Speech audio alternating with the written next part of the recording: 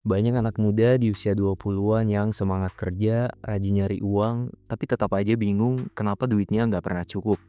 Baru gajian sebentar, saldo udah habis. Padahal kalau dihitung-hitung, penghasilan mereka lumayan. Jadi masalahnya ada di mana? Jawabannya sederhana, yaitu gagal ngatur duit. Bukan karena kurang pintar, bukan juga karena malas kerja, tapi karena mindset finansial yang masih salah arah. Media sosial bikin kita sibuk bandingin hidup sama orang lain. Budaya instan bikin kita gampang terjebak cicilan dan pinjol. Ditambah lagi banyak yang salah prioritas, lebih sibuk ngejar gaya hidup daripada membangun fondasi keuangan. Di video ini kita bakal bahas kenapa banyak anak muda gagal ngatur duit, lengkap dengan kesalahan-kesalahan finansial yang seringkali nggak disadari. Biar kamu bisa belajar dari sini dan nggak ikut kejebak di pola yang sama. Banyak dari mereka yang percaya kalau kerja keras pasti bikin kaya. Logikanya sederhana, makin giat kerja, makin besar hasilnya. Tapi kenyataannya nggak selalu begitu.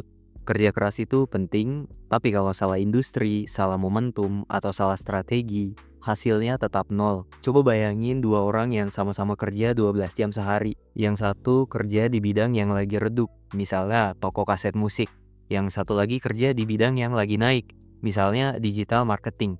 Kerja keras mereka sama, tapi hasil finansialnya jelas beda jauh. Itu artinya kerja keras hanyalah baseline. Kalau mau duitmu berkembang, kamu perlu pastikan energimu dipakai di tempat yang tepat. Karena kalau cuma modal kerja keras tanpa arah, kamu akan capek duluan. Tapi tetap gagal ngatur duit karena nggak ada hasil yang bisa dikelola.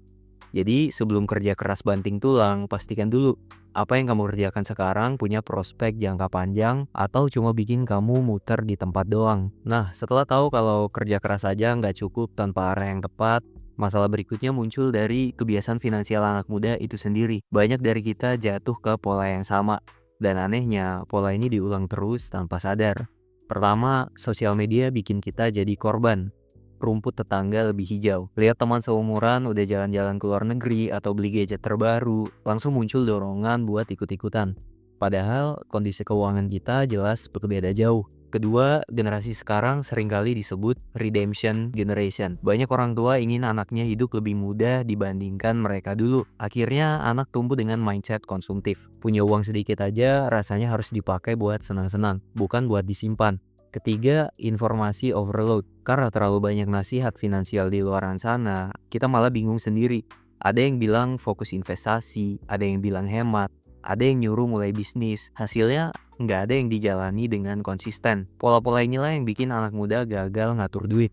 Bukan karena nggak ada penghasilan, tapi karena cara mengelolanya salah arah sejak awal. Dari kesalahan finansial tadi, ada satu pola besar yang jadi akar masalah, yaitu budaya instan. Banyak anak muda pengen hasil cepat tanpa proses, ingin kaya lewat kripto, trading harian, bahkan terjebak judi online yang dibungkus sebagai investasi. Semua karena tergoda janji manis, uang cepat, kerja sedikit. Masalahnya, hasil instan hampir selalu bikin rapuh. Kalaupun dapat untung, biasanya cuma sebentar. Karena nggak ada skill mengelola uang. Keuntungan cepat itu langsung habis untuk konsumsi. Dan ketika kondisi berbalik, mereka nggak punya cadangan apa-apa.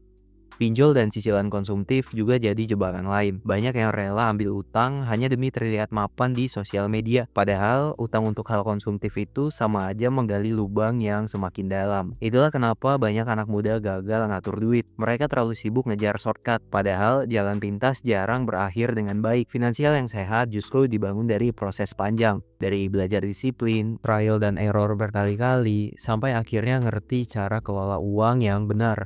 Setelah ngomongin soal budaya instan, muncul pertanyaan klasik. Apakah hemat di usia 20-an itu penting atau cuma teori kosong? Banyak anak muda ngerasa hidup hemat itu bullshit karena percuma kalau gajinya kecil dan hidup rasanya lebih baik dinikmati aja.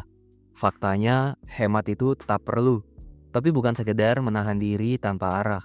Hemat hanya masuk akal kalau ada tujuan yang jelas.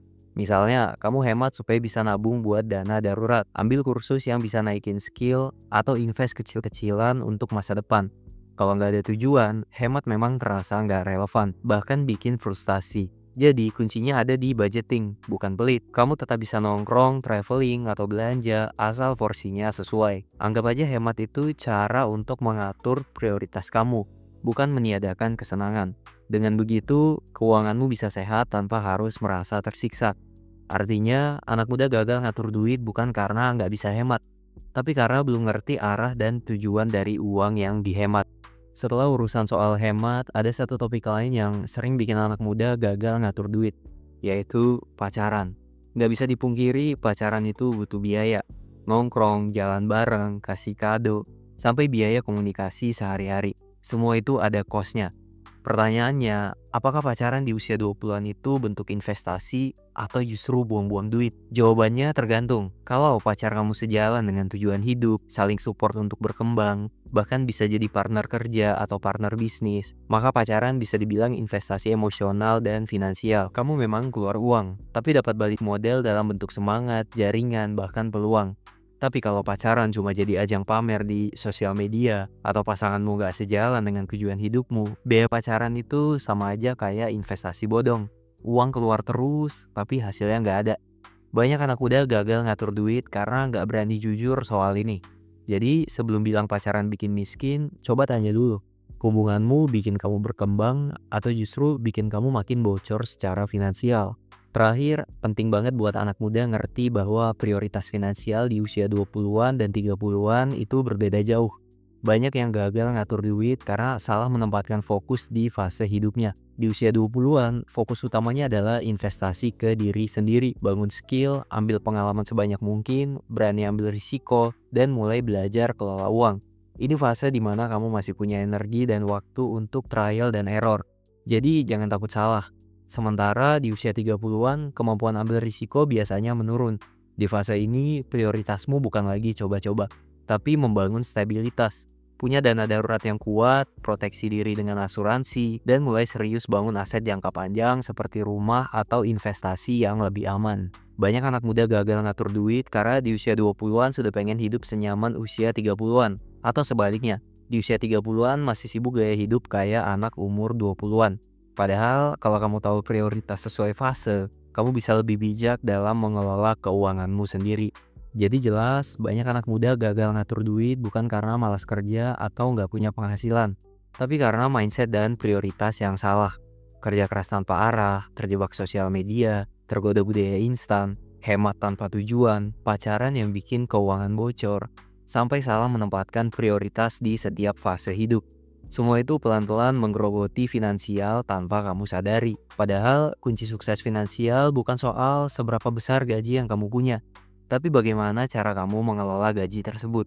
Usia 20-an harusnya jadi masa untuk membangun fondasi, belajar skill, berani ambil risiko, dan mulai disiplin mengatur uang. Kalau fondasi ini kuat, di usia 30-an kamu tinggal panen stabilitas dan ketenangan. Ingat, gagal ngatur duit di awal bisa bikin kamu menyesal jangka panjang. Tapi kalau dari sekarang kamu mulai sadar dan memperbaiki langkah, masa depanmu bisa jauh lebih terjamin. Terima kasih sudah nonton sampai detik ini. Semoga video ini bikin kamu mikir lebih dalam soal cara ngatur duit dan berani mempertanyakan lagi kebiasaan lama yang bikin finansialmu bocor. Sampai jumpa di video Sang Perintis yang berikutnya.